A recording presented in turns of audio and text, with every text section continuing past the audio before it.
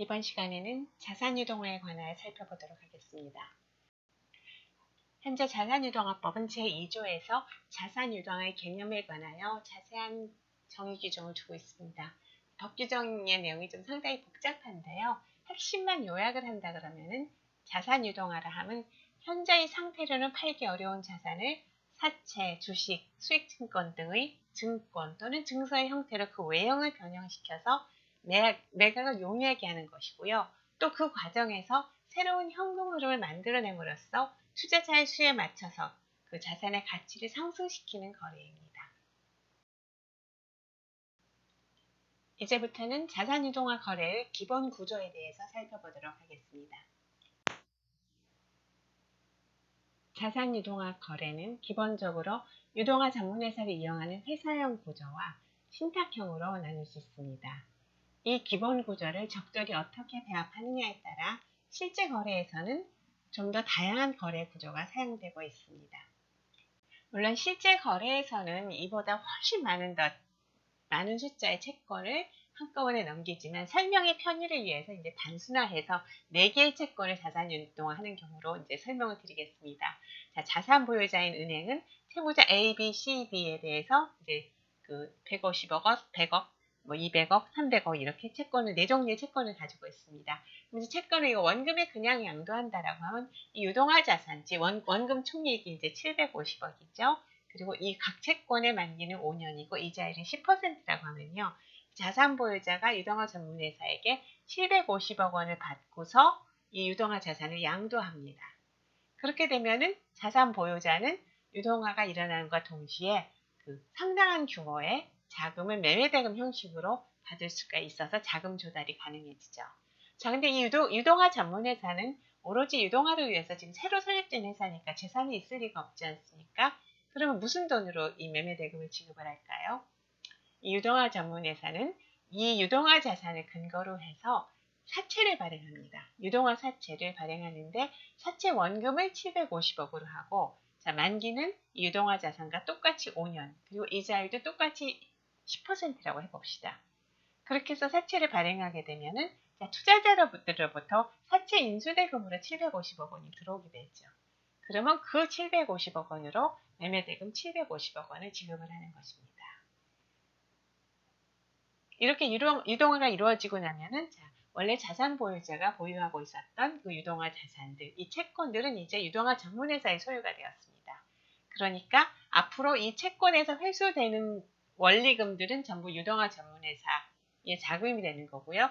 유동화 전문회사는 이 자금을 이용해서 자기가 발행한 유동화 사채의 원리금을 상환을 합니다. 그러니까 유동화 재산에서 나오는 현금 흐름하고 유동화 전문회사가 발행하는 사채의 현금 흐름을 맞춰 놓으면은 유동화 전문회사는 다른 재산이 없어도 이 원리금을 상환하는 데 문제가 없겠죠. 유동화 전문회사는 단순한 도관에 불과합니다. 그러니까 다른 영업활동 일치하지 않고요. 오로지 유동화 자산을 보유하고 유동화 자산에서 추심되는 현금으로 자기가 발행한 유동화 사채를 상환하는 것만을 유일한 업무를 하는 회사입니다. 그렇기 때문에 이 투자자의 법적인 지위를 보면은 유동화 전문회사가 발행한 사채의 투자자지만 경제적인 실질을 본다면 사실은 투자자들이 이 유동화 자산을 직접 보유하고 있는 거나 마찬가지가 되는 것이죠. 그래서 경제적으로는 사실 이 자산 보유자가 자기가 보유하고 있는 유동화 자산을 투자자들한테 양도하는 효과를 가져오지만 양도하고 매각대금을 받는 거죠. 그렇지만 이제 법 형식적으로는 유동화 그 증권의 투자자들은 유동화 사채에 투자하는 것입니다.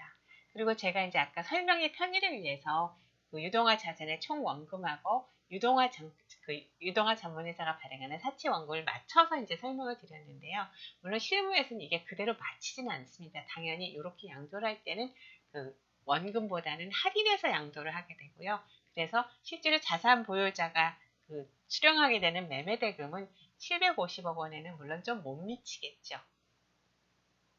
신탁형 유동화의 경우에는 유동화 전문회사의 자리에 신탁회사를 집어넣으면 됩니다. 그래서 자산 보유자가 유동화 자산을 신탁회사에게 신탁을 하고요.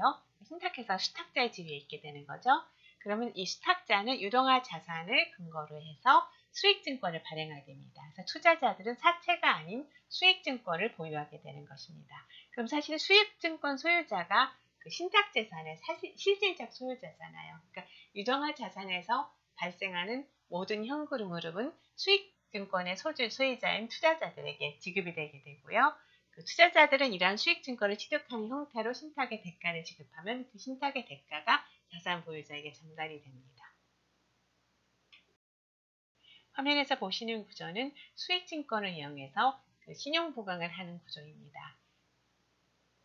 일단 자산 보유자는 자기가 보유하고 있는 유동화 자산을 신탁회사에게 신탁을 하면서 스스로를 수익자로 지정을 합니다.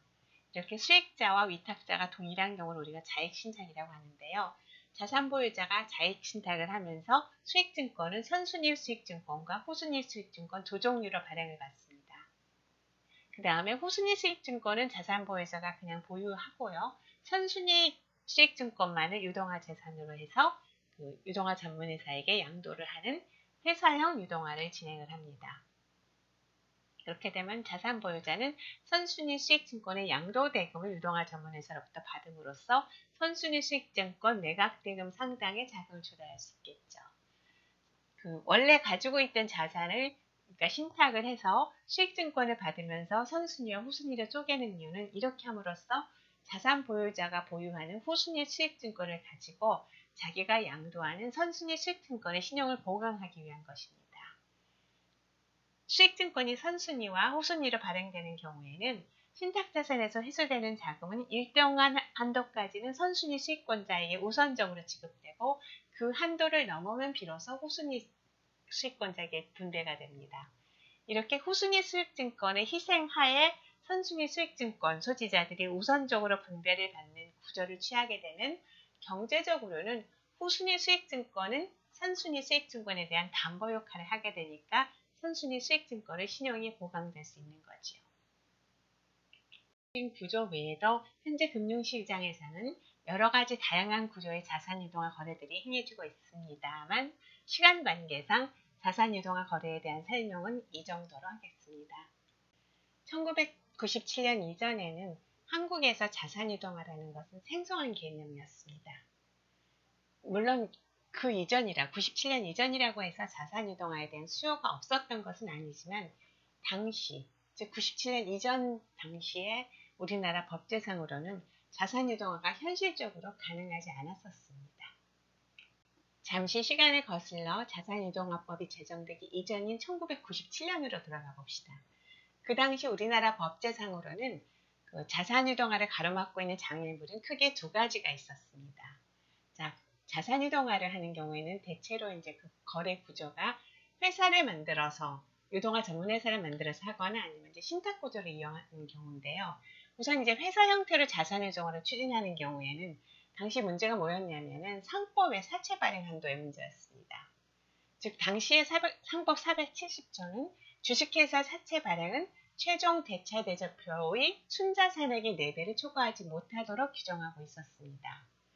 그런데 유동화증권 발행을 목적으로 주식회사를 설립하면 결국 다른 자산은 없기 때문에 자본금 이퀄 순자산액이 되지요. 그러니까 당시 상법상 규정에 따라서 유동화 증권을 발행하고자 한다면은 결국 조달하고자 하는 자금의 최소한 4분의 1을 일단 자본금으로 먼저 투자하고 추진을 하여야 하는 문제가 있었습니다. 400억을 조달하기 위해서 100억을 먼저 자본금으로 투자를 한다 그러면 이건 경제적인 실익이 없지요.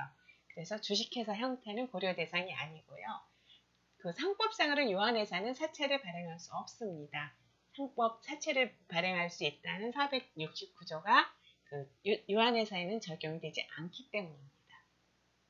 지금은 자산유동화법 제31조에서 상법 제469조와 470조는 유동화 전문회사에는 적용되지 않도록 규정하고 있기 때문에 유한회사로 설립된 유동화 전문회사가 이 제한에 걸리지 않고 사채를 발행할 수 있습니다. 어쨌든 이래서 이제 당시에는 회사 형태로 해서 사채 발행하는 건 문제가 있었고요. 그 다음에 이제 신탁을 활용을 한 경우에는 유동화 증권은 수익증권 형태로 발행되어야 합니다. 그런데 당시 신탁업법 제17조 2는 신탁회사가 수익증권을 발행하기 위하여는 재정경제부 장관의 인가를 받도록 규정하고 있었습니다. 지금은 이제 규제가 많이 자율화돼서 그 이제 뭐 신탁업법이나 뭐 외국관리 규정이나 이런 금융 관련 규정에서 허가사항으로 되어 있는 것도 케이스 바이 케이스로 검토를 해서 허가해줄 건 허가해줍니다. 근데 그 당시만 하더라도 사실은 거의 허가를 안 해줬어요. 그래서 이런 법규에 인가를 받아라, 허가를 받아라 이렇게 돼 있으면 사실은 하지 말아라고 읽으면 될 정도였습니다. 그러니까 이제 우선 인가를 받는 게 거의 불가능했기 때문에 추진이 가능하지 않았고요. 게다가 이제 자산유전을 위하여 이용할 수 있는 신탁의 형태 및 요건에 관한 구체적인 규정들이 존재하지 않았기 때문에 불확실한 요소가 너무 많았습니다. 그래서 신탁구조를 활용해서 자산유동화 거래를 추진하는 것은 상당한 위험 부담이 수반되었기 때문에 적극적으로 어떤 거래를 추진하기에는 부담스러운 상황이었습니다. 지금 이제 자산유동화법 31조는 신탁업법 제17조 2의 적용을 배제하고 있습니다. 1997년에 갑작스럽게 초고속으로 자산유동화법이 제정되게 된 것은 당시 우리나라를 덮친 외환위기로 인해 엄청난 물량의 부실채권이 양산되었기 때문입니다. 자산유동화는 바로 이런 부실채권 문제를 해결하기 위해 추진되었던 것입니다. 자산유동화법의 입법 배경을 구체적으로 살펴보기에 앞서 먼저 자산유동법이 제정되기 전에는 부실채권이 과연 어떤 방법으로 처리되어 왔는지에 대해 잠시 설명드리겠습니다. 모든 대출금이 무사히 회수되는 것은 금융기관의 로망이겠지만 현실은 그렇지 않습니다.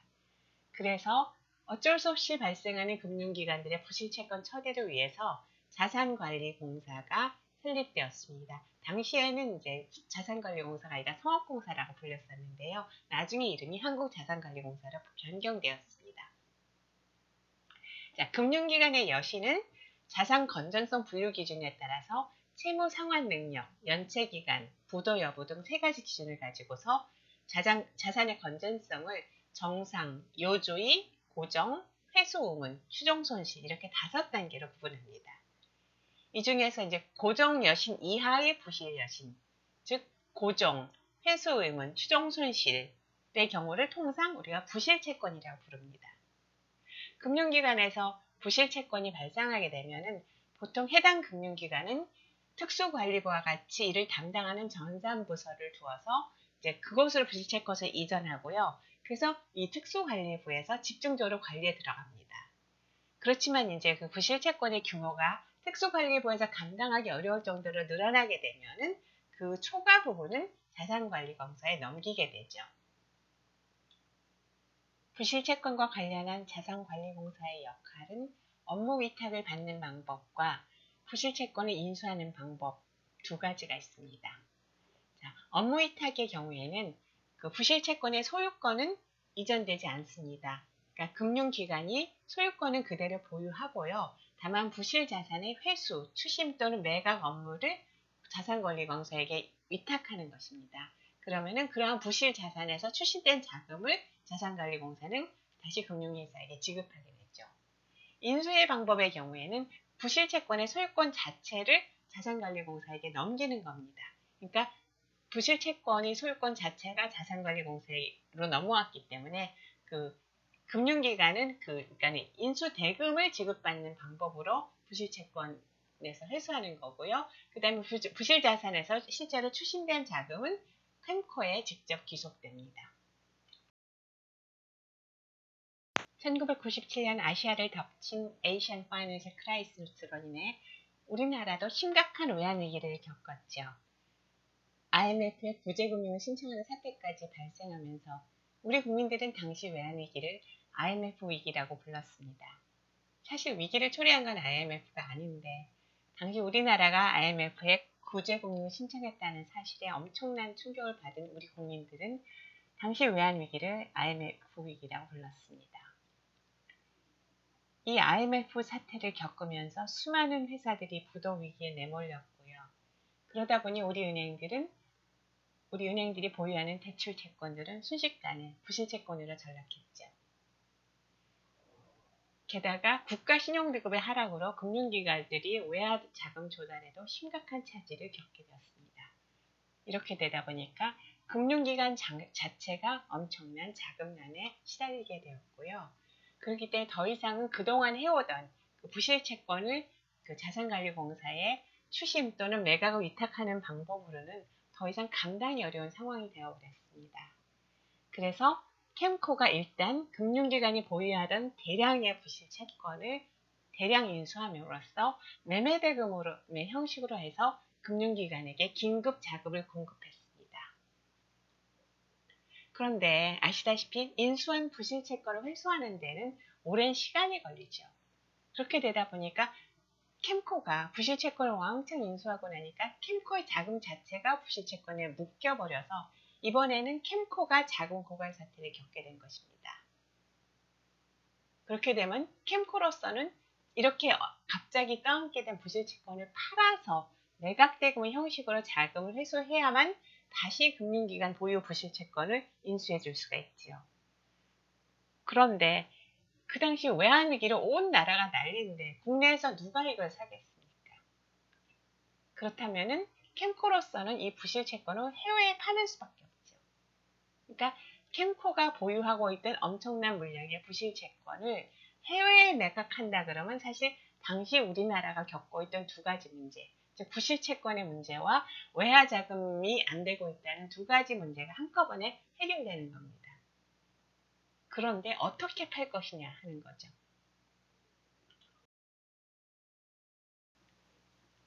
채권 양도와 관련해서 민법이 규정하고 있는 방법은 채무자에게 확정일자를 갖춰서 통지를 하는 것입니다. 그러니까 지금 자산관리공사가 보유하고 있는 이 수많은 대출채권을 양도하려면 그 수많은 채무자들한테 일일이 통지를 해야 되는 겁니다. 게다가 당시 이제 우리나라 금융기관의 대출 관행은 신용대출은 거의 없던 시대입니다. 그러니까 자산관리공사가 떠안은 그 부실채권의 90% 이상이 저당권부 대출채권이었습니다. 그렇다면 저당권부 대출채권을 양도하기 위해서는 단순히 채권 양도 절차만 밟아서 되는 게 아니라 이 저당권을 넘겨주는 절차를 밟아야 하는 거죠. 저당권은 저당권 이전에 부기 등기를 해줘야 제대로 이전이 됩니다. 그렇게 되면 이거는 그 번거로울 뿐만 아니라 저당권 이전에 등기를 하기 위해서는 등록세까지 부담을 해야 하니까 비용까지 발생합니다. 그래서 비효율적일 수밖에 없습니다. 게다가 채권을 매각하려고 하면은 매각 대금을 정해야 할 것입니다. 근데 결국 채권의 가격이라는 것은 채무자가 이게 상환 능력이 있느냐 없느냐, 상환 능력이 있다 하더라도 어느 정도냐에 따라서 달라지죠. 그러니까 각 대상 채권의 채무자의 개별적인 신용평가를 거쳐야지만 매매 가격이 정해질 수 있습니다. 그래서 다량의 대출 채권을 개별적으로 양도하는 것은 너무나 비효율적이었습니다. 그렇다고 그 많은 부실채권을 그냥 끌어안고 있을 수는 없지 않습니까? 궁하면 통한다고 너무나 절박하게 부실채권을 처분해야만 했던 성업공사가 당시 찾아낸 해법이 바로 자산이동화였습니다. 그래서 자산이동화법은 사실 우리 IMF 금융위기 당시에 성업공사가 이 법을 주도해서 만들어낸 것입니다. 지금 같으면 뭐 자산관리공사가 법 만들어 달라 그런다고 정부에서 그렇게 쉽게 만들어주지는 않을 겁니다. 근데 그 당시에는 사실 너무나 모든 것이 어렵고 급했던 상황이죠. 정부 입장에서는 자산유동을 할 수 있게만 해주면 해외 투자자들에게 유동화 증권을 발행해서 성업공사가 보유하고 있는 엄청난 물량의 부실채권을 모두 처리하고 동시에 당시에 너무나 절실하게 필요했던 외화까지 조달할 수 있다고 하니까 쌍수를 들어서 환영할 수밖에 없는 거죠. 그래서 엄청난 지원 사격을 해줬습니다. 입법 과정에서 성업공사가 필요하다고 하는 것은 그냥 법에 다 넣어주었습니다. 그러니까 최초의 자산유동화법은 사실상 당시 성업공사가 보유하던 그 부실화되어 버린 저당권부 대출 채권을 유동하는데 필요했던 사항들을 그런 사항들에 초점을 만들어서 만들어진 맞춤 재단법입니다. 이 입법의 배경을 이해하고 자산이동화법을 읽으셔야지 자산이동화법에 있는 이 특정한 조항들이 왜 거기 들어가 있는지, 정확하게 무슨 의미인지를 이해하실 수 있습니다. 그래서 제가 입법 배경을 자세히 말씀드리는 겁니다.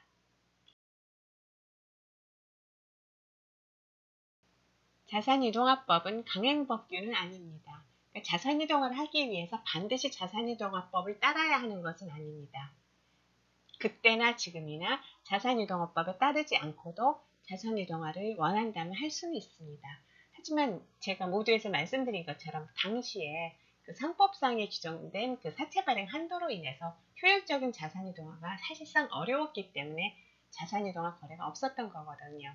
근데 이 자산이동화법에서는 상법에 규정된 사채 발행 한도의 적용을 면제해줬고요. 자산이동화법에서 따로 그 한도를 두어서 자산 매각대금 전에까지 사채 발행이 가능할 수 있게 규정하고 있습니다. 그러니까 이렇게 효율적인 자산이동화를 하려면 자산이동화법에 따를 수밖에 없는 거죠. 그래서 형식적으로는 강행 규정은 아니지만 사실상은 강행 규정이 되어버렸습니다. 자산이동화법은 이렇게 사채 발행 한도로 인한 비효율성으로 인해 사실상 자산이동화를 가로막고 있던 장애물을 제거하는 데서 그치지 않고 자산이동화를 보다 손쉽게 간편하게 할 수 있도록 여러 가지 특례를 규정하고 있습니다. 사실 이 특례들은 모두 당시 성업공사가 보유하던 저당권부 대출채권, 그것도 특히 부실화된 저당권부 대출채권을 유동화하기 위해서 필요한 사항들입니다. 그러니까 자산이동화법은 한마디로 부실화된 저당권부 대출채권을 유동하기 위해 필요한 각종 특례들을 부여하기 위해서 맞춤 제작된 법이라고 하겠습니다. 그럼 자산유동화법에 규정된 대표적인 그 혜택들을 살펴보도록 하고 있습니다. 기본적으로 자산유동화법은 절차적인 편의를 제공하고 있는데요. 아까 제가 말씀드린 그 채권 양도에 필요한 그 채무자에 대한 양도 통지, 이거를 금융감독위원회에 대한 등록으로 가름할 수 있도록 규정하고 있습니다. 물론 실제로는 지금 이 금융위원회의 규정 그 권한이 금융감독원에 위임되어 있어서 실제 등록은 금융감독원에서 합니다. 어쨌든 각 채무자에게 일일이 통지하는 것이 아니라 금융감독원에 등록을 하면은 채권은 양도됩니다. 게다가 저당권 이전과 관련해서도 저당권 이전에 부기등기를 하지 않고 금융위원회 등록으로 가름합니다. 그러니까 각 부동산별로 해야 되는 저당권 이전의 부기등기 절차를 생략할 수 있게 만들어준 겁니다. 게다가 자산유동화법에 따른 자산유동화의 경우에는 세법에서 일정한 세제 혜택을 제공하고 있습니다. 그래서 이러한 세제 혜택을 받기 위해서라도 자산유동화법에 따라야 하는 거죠. 자산유동화는 유동화 자산을 매각함으로써 자금을 조달하는 매각거래입니다. 하지만 비슷한 성격의 자산들을 모아서 그 집합을 매각하는 방식을 취함으로써 해당 자산들을 개별적으로 매각하는 경우에 비해 여러 가지 이점들이 있습니다. 우선 첫 번째 이점은 통계 자료에 기초한 신용평가가 가능하다는 것입니다. 아까 말씀드린 것처럼 개별 자산을 개별적으로 양도하는 경우에는 각 자산별로 평가를 해서 가격을 정해야 합니다. 그런데 채무자별로 신용평가를 하는 것은 일단 시간과 비용이 많이 듭니다. 근데 단순히 시간과 비용이 많이 든다는 문제뿐만이 아니라 또 다른 한계가 있습니다. 아무리 평가를 정확하게 해봐야 그것은 현재의 신용을 평가하는 것에 불과합니다. 하지만 채무자 신용 상태는 사실 시간이 흘러가면서 변화될 수 있거든요. 그런데 아무리 현재 신용 상태를 평가하는 것이기 때문에 만기의 신용 상태를 미리 정확하게 예측하는 것은 불가능합니다. 그래서 아무리 신용평가를 잘한다 하더라도 이게 100% 맞는 것은 아니거든요. 예를 들어 내가 10억 상당의 채권을 A라는 채무자에 대한 10억 상당의 채권을 산다고 하면은 그 신용평가가 잘못됐을 경우엔 잘못하면 이 10억이 그냥 날아갈 수가 있는 거죠. 그 채무자가 부도가 나버리면 한 푼도 못 건질 수가 있지 않습니까? 그러니까 그 특정 채무자에 대한 위험을 내가 고스란히 떠안을 수밖에 없습니다. 그런데 유동화의 경우에는 그 수많은 채권들을 하나의 집합으로 묶어서 그 전체 집합을 양도하는 거거든요. 그러니까 이 집합을 유사한 자산들로 구성하게 되면 이러한 유사한 자산들의 경우에는 대충 부실률이 얼마 정도 된다라는 통계가 있죠. 그럼 그 통계자를 이용함으로써 회수율을 예측할 수 있기 때문에 개별 자산에 대해서 일일이 신용평가를 생략할 수 있다는 겁니다. 구체적인 예를 들어 봅시다. 은행들이 서민들의 내집장만 자금 조달을 지원하기 위해서 제공하는 주택저당권부 대출채권을 생각해 보자고요. 이런 종류의 채권과 관련된 과거의 통계자료상 부실률이 10% 정도다 라고 하면 원금 100억 원 정도의 주택저당채권 풀을 가지고 있는 경우에 은행은 이 중 90억 정도는 늘 회수해 왔다는 이야기가 되지요. 자, 그렇다면 이 원금 100억 원 상당의 채권 집합을 90억 원의 매각대금으로 매각을 하면은 어떻습니까? 양수인은 자기가 투자한 자금인 90억은 거의 100% 다 회수할 수 있다는 의미가 되죠. 그러니까 굳이 채무자별로 개별적인 신용평가를 할 필요가 없어집니다. 게다가 혹시 이 통계가 틀려서 90%가 아니라 이제 80%만 회수되는 경우에는 원금이 80억만 회수되는 거죠. 자, 이 경우에도 미회수 10억의 손실은 유동화 사채 투자자들 간에 각자가 보유하는 원금 비율로 분산되게 됩니다. 그렇기 때문에 회수율에 대한 예측이 빗나가더라도 개별적으로 채권을 인수한 경우처럼 특정 채무자에 대한 위험을 모두 떠안아서 이게 all or nothing이 되는 건 아니죠. 그 줄어든 비율만큼만 나도 조금 줄어드는 거니까 훨씬 안전하죠. 구체적인 수치를 넣어서 말씀드리면 훨씬 더 감이 잘 올 것 같아요. 자, 지금 A, B, C, D, E 이렇게 5명의 채무자에 대해서 각 200억 원의 채권 5개를 은행이 보유하고 있다고 칩시다. 그리고 갑이라는 투자자는 지금 200억을 투자하고 싶어 합니다. 자, 이 경우에 갑이 그 개별 자산 인수로 간다면 A, B, C, D, E 중에 하나를 골라서 그 중에 괜찮아 보이는 채무자의 채권을 살 수밖에 없죠. 자, 그래서 이제 나름 A가 괜찮다고 생각해서 A에 대한 200억 상당의 채권을 샀는데 A가 부도가 나버렸습니다. 그러면 A는 200억을 모두 날릴 가능성이 높죠. 뭐 다는 아니더라도 뭐 얼마 못 건집니다. 그런데 유동화를 하는 경우에는 자, 이렇게 200억 채권 5개가 있고 회수율이 90%라 하면은 총 사채 발행 금액은 부실률을 감안해서 결정되죠. 그러니까 부실률이 10%라 그러면 사채는 900억을 발행하게 됩니다. 자, 이 상황에서 갑이 여기다 200억을 투자해서 총 사채 900억이 발행되는데 200억을 인수하게 되면은 갑은 어떻게 되냐면요. 특정 채무자에 대한 위험을 부담하는 것이 아니라 이 집합 전체의 위험을 부담하는 것입니다.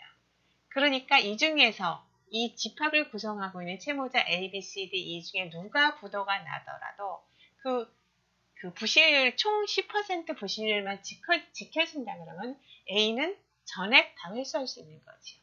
그리고 정말 재주가 없어서 틀렸어요. 그래서 부실률이 10%에서 15%로 늘어난다. 그러면 추가 부실이 발생한 5%만큼의 손해만 이것이 각 채권자들에게 자기의 채권 비율로 나눠서 분산해서 귀속되지요. 그러니까 비록 혹시 이제 그 부실률에 대한 예측이 틀려서 생각보다 더 많은 부실이 발생하더라도 개별적인 채권을 산 것처럼 그렇게 극단적으로 왔다 갔다 하지는 않는다는 겁니다. 그래서 특정 채무자에 대한 위험 부담이 집합에 대한 위험 부담으로 바뀜으로써 이게 분산되니까 투자자는 훨씬 더 안전해지는 거죠. 자산유동화의 또 다른 이점은 자산유동 과정에서 신용등급 향상이 이루어짐으로써 저비용 자금 조달이 가능하다는 것입니다. 자, 갑이라는 기업을 예로 들어서 한번 생각해 봅시다. 자, 갑의 신용등급은 트리플 B이지만 그 신용등급이 트리플 A에 해당하는 양질의 매출채권 집합을 보유하고 있습니다. 그리고 갑은 이 매출채권 집합을 담보로 자금을 조달하기를 원합니다. 자, 이 경우에 갑이 택할 수 있는 방법은 3가지가 있습니다. 우선은 갑이 직접 담보부 사채를 발행하는 거죠. 이때 사채의 채무자는 갑이니까 결국 갑의 트리플 B 등급에 따라서 이자율이 결정될 것입니다. 또 다른 방법은 이 매출채권 집합을 담보로 해서 금융기관으로부터 담보부 차입을 하는 것입니다. 이 경우에도 갑의 트리플 B 등급에 따라서 이자율이 결정됩니다. 그러니까 담보부 차입을 하는 경우에도 담보가 있기 때문에 물론 자기의 신용등급보다는 올라가긴 하지만 그래도 그건 한계가 있습니다. 그래서 담보에도 불구하고 자기의 트리플 B 신용등급은 이자율에 영향을 미칠 수밖에 없습니다. 아무리 우량한 담보를 제공하더라도 마찬가지입니다. 자, 그런데 이 경우에 갑이 이 매출채권 집합을 이용해서 자산이동화를 하는 경우에는 이 신용등급이 트리플 A로 올라가기 때문에 이자율은 트리플 A 등급에 따라서 결정됩니다. 방금 말씀드린 내용이 이제 이 다이아그램으로 정리가 되어 있는데요. 자, 자산 보유자의 신용 등급이라는 건 자기가 보유하고 있는 이제 각종의 자산하고 또 이 사람의 이제 영업 활동 등등의 종합적인 성적 평가라고 할 수 있지요. 그래서 신용 평가 등급이 트리플 B인 자산 보유자를 할지라도 실제로 갖고 있는 자산을 보면 A등급 자산, B등급 자산, 부실채권, C등급 자산, 트리플 A 자산 이렇게 골고루 갖고 있습니다. 자, 이런 상황에서 이 트리플 A 등급 자산만 떼가지고 지금 자산 유동화를 한다 그러면은 자, 유동화 전문회사는 갖고 있는 재산은 트리플 A 등급 자산밖에 없죠. 그리고 유동화 전문회사는 다른 영업을 하지 않습니다. 그러니까 자산 보유자 같은 경우 자기가 하는 영업 활동 때문에라도 신용평가에 영향을 받지만 유동화 전문회사는 아무것도 안 하고 있기 때문에 결국 자기가 보유하고 있는 자산의 등급이 자신이 발행하는 사채 등급이 됩니다. 그렇기 때문에 트리플 A 등급 자산을 가지고 유동화를 하게 되면 그 유동화 전문회사가 발행하는 사채의 등급은 트리플 A로 결정이 된다는 것이죠.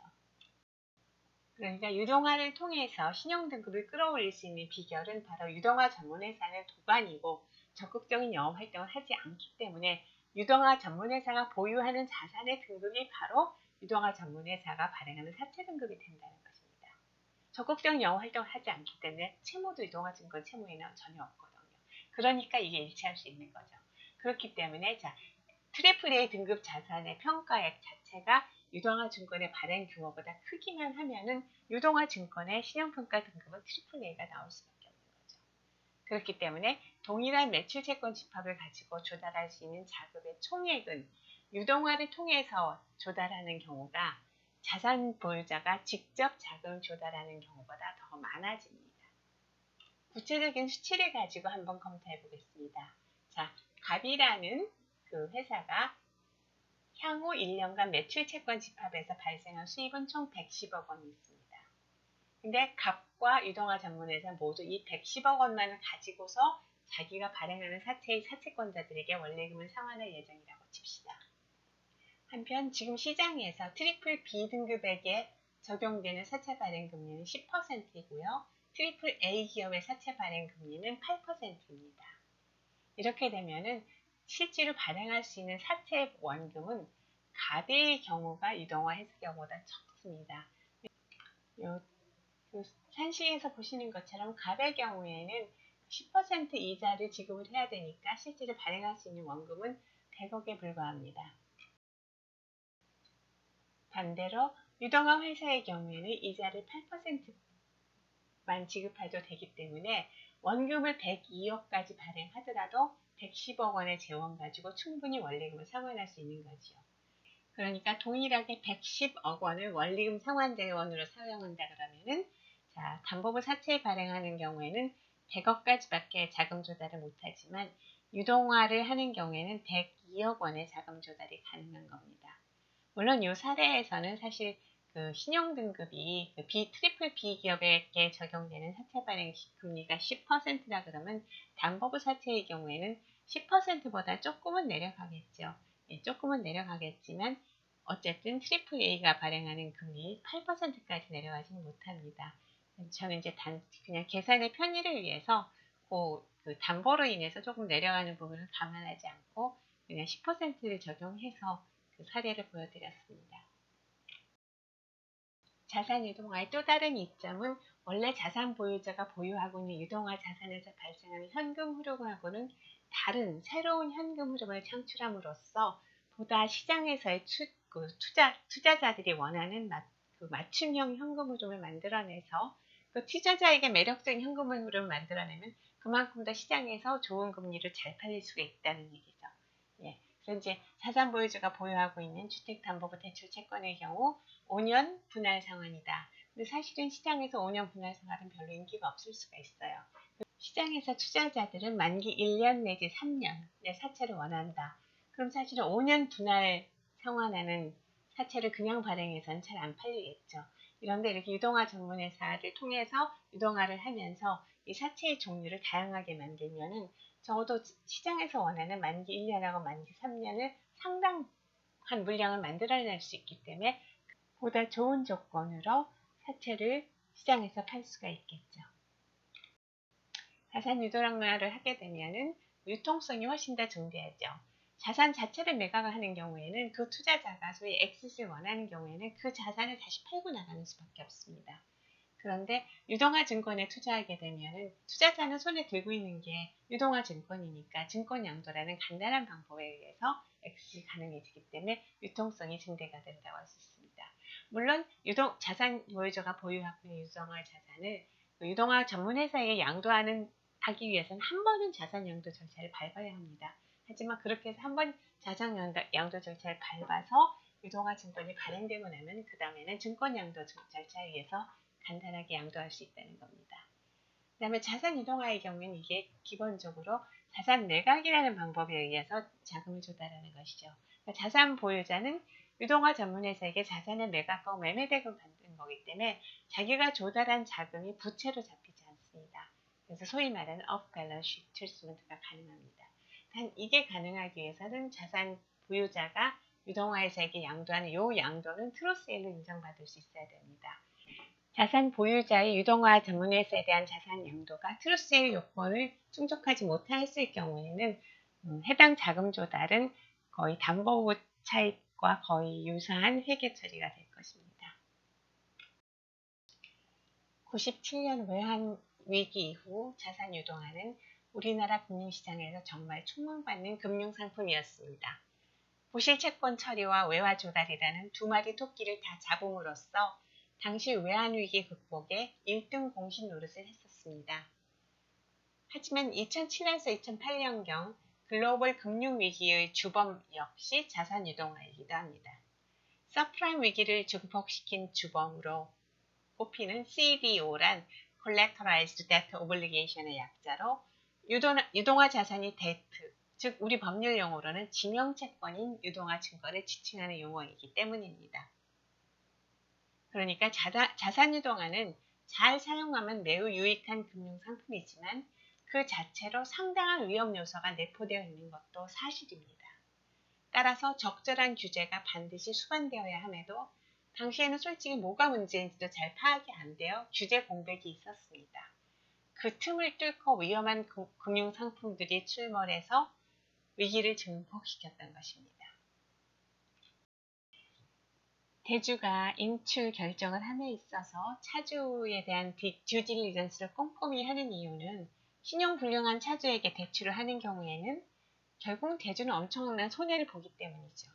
그래서 듀딜리전스를 꼼꼼하게 해서 상환 능력이 있는 차주에게만 대출을 하는 것이 일반적입니다. 그런데 대출을 해준 대주가 만기까지 그 채권을 들고 있지 않는다면 어떻게 될까요? 화면에서 보시는 것처럼 렌더 A가 인출을 해준 후에 그 대출 채권을 렌더 B에게 양도했습니다. 그래서 만기에는 렌더 B가 그 채권을 들고 있습니다. 그렇다면 차주의 신용 위험은 누가 부담하나요? 렌더 A인가요? 렌더 B인가요? 렌더 B이죠. 대출 채권을 대주가 원할 때 아무 때나 자유롭게 양도할 수 있다고 하면요. 사실은 렌더에게 중요한 것은 차주의 신용보다는, 즉 Absolute Credit Risk보다는 이 대출 채권을 얼마나 좋은 가격을 받고 팔 수 있는가, 그게 더 중요한 겁니다. 그렇게 되면 대주들은 차주의 Financial Position에 대한 구체적인 상황보다는 사실은 이 Marketability of the Loan, 그러니까 이 대출 채권을 얼마나 잘 팔아먹을 수 있을까, 거기에 더 관심을 갖게 되죠. 근데 과거의 대출 시장은 소위 Lend to Hold 모델 하에 운영이 되었습니다. 즉 대부분의 대주들은 자기의 대출 채권을 만기까지 들고 있다는 전제하에 대출을 했습니다. 대출 채권 이전과 관련한 시장이 넓지 않았기 때문에요. 심지어는 트랜스퍼러블 론이라 하더라도 오리지널 렌더는 자기가 트랜스퍼리를 찾을 때까지는 상당 기간 론을 들고 있어야 할 가능성이 높고 심지어는 못 팔 수도 있습니다. 그렇기 때문에 만기까지 내가 들고 있어야 될지도 모른다는 생각이 있으면은 대출을 하면서 듀딜리전스를 안 할 수가 없지요. 그리고 과거의 렌드 투 홀드 모델 시장에서는 사실 이 대출 채권의 이전이라는 것은 개별적인 이전 방법이어서 assignment나 novation, 그러니까 우리 법으로 따지면 이제 채권 양도죠. 그런 개별적인 이전 절차에 따라서 양도가 됐었습니다. 그리고 사가는 쪽에서도 다 듀딜리전스를 해가면서 사가죠. 그러니까 사실 채무자가 신용불량이면은 팔지도 못해요. 사과는 쪽에서 살 리가 없잖아요. 그렇기 때문에 트랜스퍼러블 론으로 대출을 한다 하더라도 결국 대주들은 꼼꼼하게 듀딜리전스를 해서 신용불량이 아닌 경우에만 대출을 하도록 어느 정도는 노력을 할 수밖에 없습니다. 그런데 자산유동화가 활성화되면서부터 대출 시장은 Originate to Distribute 모델로 바뀌었습니다. OTD 모델로 바뀐 겁니다. 특히 모기지 마켓의 경우에 더 심했죠. 그러니까 팔기 위해서 대출을 하게 돼버린 겁니다. 그렇게 되다 보니까 오리지널 렌더가 자기가 대출한 대출 채권을 보유하는 기간은 아주 초단기가 돼버린 거죠. 유동화 거래 구조에서 살펴본 것처럼 유동화가 활성화되다 보니까 이제 대출 채권들을 모아서 풀을 만들고 이걸 기초로 발행되는 사채 종류도 다시 여러 클래스를 쪼개서 다양한 사채를 발행하고 이렇게 하다 보면 사실은 각 대출 채권의 절대적인 신용 위험보다는 이렇게 해서 발행된 사채들이 얼마나 잘 팔릴 것인가가 점점 더 대주에게는 중요해지게 됩니다. 이렇게 차주의 신용 위험하고 그 대주의 위험 간의 디커플링이 일어나 버리면요. 그 다음에는 대주들은 점점 더 그 듀딜리전스에는 관심이 없어지게 되고요. 그러다 보니까 상환 능력이 있는 차주들을 골라서 빌려주는 것이 아니라 신용평가 대충 하고 심지어는 안 하고 마구잡이로 빌려주게 됐던 거죠. 게다가 이 모기지라는 거는 저당권보 대출 채권입니다. 그러니까 부동산을 담보로 하는 대출 채권이거든요. 그러니까 사실 차주의 상환 능력이 좀 떨어진다 하더라도 또 담보가 튼튼하면은 별로 문제가 될 건 없기도 합니다. 그런데 당시에는 사실 미국 같은 경우도 한 10년 정도는 부동산 가격이 계속 상승세를 타고 있었습니다. 그러니까 부동산 가격이 상승세를 타고 있는 상황에서는 사실 그냥 담보에다 집행하면 되니까 차주의 신용은 별로 중요하지 않게 된 거죠. 이 두 가지가 겹쳐져서 그 대주들이 점점 더 과감하게 신용불량자들에게 대출을 해주기 시작합니다. 이제 그러다가 부동산 버블이 터지니까 담보 가치가 확 떨어지면서 모기지들은 전부 부실채권으로 전락해버렸죠. 결과적으로는 모기지를 유동화 자산으로 하는 유동화 증권인 CDO를 들고 있는 채권자들에게 그 손실이 고스란히 전가되었고요. 이렇게 해서 글로벌 파이낸셜 크라이시스라는 악몽이 시작되었던 것입니다. 결국 글로벌 파이낸셜 크라이시스의 근본적인 원인은 상환 능력이 있는 차주에게만 빌려주라는 대출의 가장 기본적인 원칙이 지켜지지 않았기 때문입니다. 자, 전문적인 그 금융기관이라는 대주들이 이런 가장 기본적인 원칙도 안 지킨 이유 중에 하나가 바로 자산유동화의 활성화인 거죠. 자산유동화가 활성화되면서 대출 시장이 Lend to Hold 모델에서 Originate to Distribute 모델로 바뀌었기 때문입니다.